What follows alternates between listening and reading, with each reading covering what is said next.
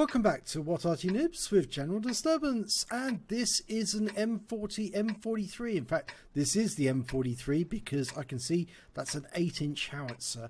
Yep, it's an M43, and that's the Tier 8 American SPG, and we're on the west spawn of Arctic region, and this is the recreation of the Mannheim Line, the war between Finland and the Soviet Union. And this one is being commanded by Subterranean Green.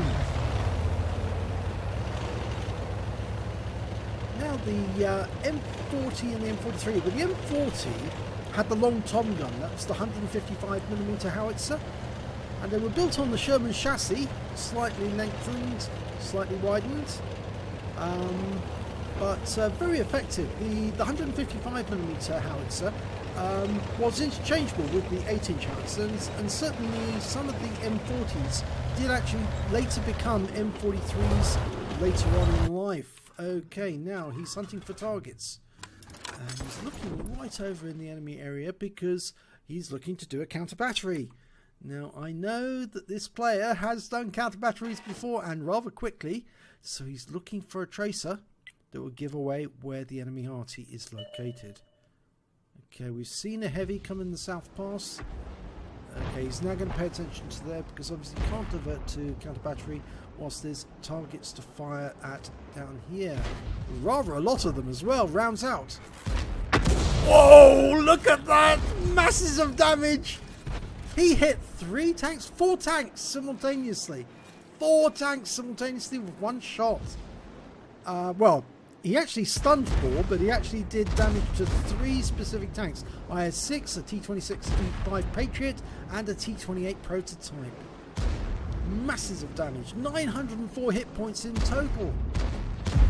And of course that stun has had an effect upon the enemy, but he's looking at a Martian now. He's almost completed his reload cycle. The unfortunate thing about the 8-inch howitzer is it's got a very long reload cycle, 48 seconds, and another hit damages 3 more. Wow, he's really going for it. That time he hit the 110, the T-26E5 again, and the Martian. In fact, the 110 took the brunt of it. He took 387 hit points. He got 274 off the Patriot and 254 off the Martian. Now, if he keeps doing that, the enemy are going to get very, very unhappy with him every time he fires in. But the only reason they're all getting hit is because they're all bunched up together. And they shouldn't be doing that. They should be spread out. That way you divert the fire. You isolate individual units, and that rounds out on the Martian. Oh, and he hits the Patriot again for 418. Now, that Patriot is not going to be able to stand up to too much more of this. He's reloading. With a good crew, of course, the M43 can actually decrease the reload time from 48.9 seconds down to much lower times, especially if you've got brothers in arms and you've got 100% crew, as well as using food or premium food, or in this case Coca-Cola. It's a very effective Arty. In fact, a lot of people say that the M40 M43 is a nice step up from the he's just taken out the T-28.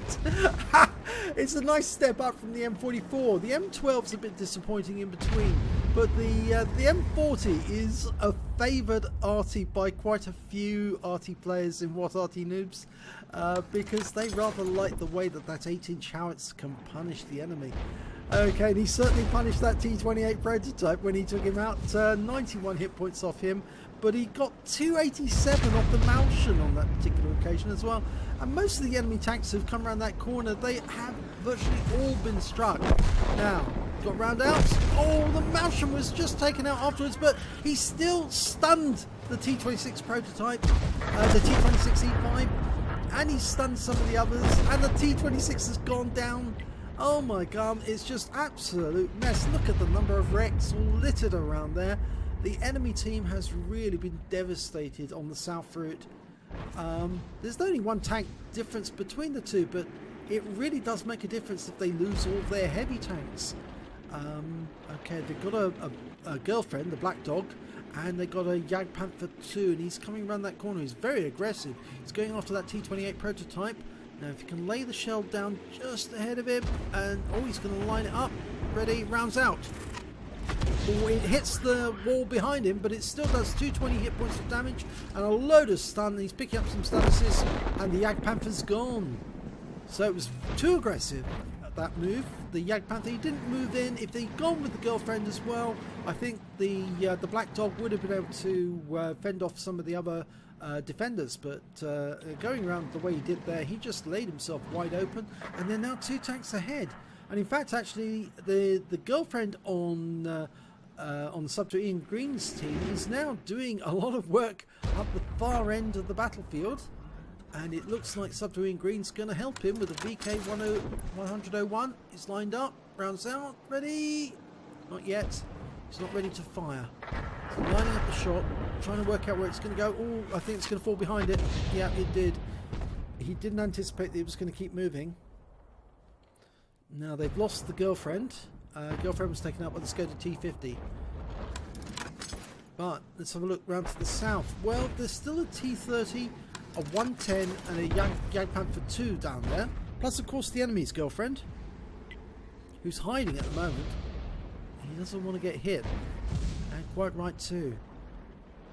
But he's still a very dangerous light tank that needs to be dealt with. But in the meantime, they're going to go for that T30. Right, he's loaded. Ready to go. Rounds out. Oh, no, overshot. Went right over the top of him, hit the ground below. It's the trouble with firing at somebody who's on a ramp like that, on a ridge line. They're coming up. It makes a very narrow target. It's almost like better to aim at the ground in front of them than it is behind them or on them, because you're more likely to, if you do overshoot, then the shell will fall directly into the target. Okay, we've lost sight of everybody on the south side. There's a lurver there who's spotting for Subterranean Green. Okay, there's the girlfriend again. He's been seen. He's popped around the corner, and he's trying to use the Jagdpanther wreck, but he is taking fire now. Rounds out on him. Oh, that's a kill shot. 328 hit points, took him out of the game. Shouldn't have come around the corner. If he had come around the corner with the Jagdpanther 2 together, he might have been able to do something and survive, but coming around on his own, it was just a liability. It was a bit of a dangerous place. He must have been, would have been better off up north. Now that VK's gone down, the Skoda's trying to defend that particular area. He's fighting out against that Batchat, but he's gone down. Now we've got an STRV-1030, that tier 9 tank destroyer. Almost loaded. Subterranean Green's about to put some high explosive into him. Round out. Oh, no, to one side. That was an RNG shot, I'm afraid. And the Batchat's going to get behind that STRV, and that's going to be the end of that STRV. He'll just get hammered. All he can do is run away, and that's what he's doing. He's running as fast as he can, because if he stays where he is, he'll just get outturned, and then he'll die. The Batchat must be reloading his mag at the moment. He is. He's got a circle coming up, and he's pushing the STRV against the edge. But he's, I don't know if he's trying to ram kill him or what, but round out on the STRV. And he's hit him, and I think he's helped him by tracking him, which means the Batchat can get behind him, wait for his magazine reload to complete, and then plug that STRV full of holes. And the STRV is trying to push back against the Batchat, but it's not going to work because he is definitely behind. Now that was the enemy Arty, I think, firing in there. And the Batchat's firing at him now, and he's gone. So Subterranean Green actually did help the Batchat by keeping the STRV fixed in one place long enough for him to get behind him. But the enemy Arty did present a bit of a problem. Now, there's only 3 tanks left. 2 tank destroyers. One of them is this Jagdpanther, and he's backing away. He knows he's in danger. Rounds out. Direct hit and a kill. 150 hit points. That was a beautiful shot. And he has now platooned with Big Bullet, because they both have 3 kills. And the enemy is in sight. Okay, the T30 is retreating. There's the enemy Arty, an FV207. And the enemy Arty is taking hits. Oh, he just fired at the bat chat. That T30 is probably going to be the biggest threat to the bat chat. Yep, he's definitely intent on killing the bat chat. Now, if he can get a shot into that FV207, that will help a great deal. Line him up, get it right, round out. Well, 2 trees knocked down, but I don't know if he actually hit the FV. Oh! The T28 prototype managed to take out the T30. That's helped the bat chat tremendously, and he's very happy. He just ticked affirmative. And there's the FV207. Now I think the bat chat's about... No, the bat chat's not going to get a chance to shoot him because the Jagdpanther 2 got there first. Okay, and that's the end of the battle. He's now Subterranean Green's hoping this is good enough for an ace. I hope so too. Let's have a look at the end of battle stats. It is an ace tanker. He got an ace. Subterranean Green got an ace in the M40, M43. He also picked up a bruiser medal for getting at least 5 critical hits. He got 21 in that battle. And he picked up a Gore's medal because he did damage exceeding 10 times the hit points of his own vehicle.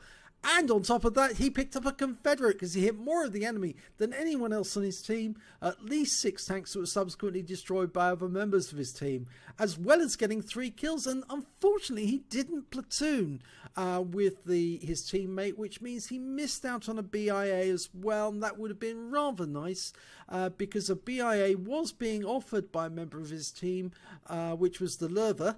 But unfortunately Subterranean Green didn't have or didn't want to accept it, and therefore he missed out on a BIA as well. But let's have a look at the scores.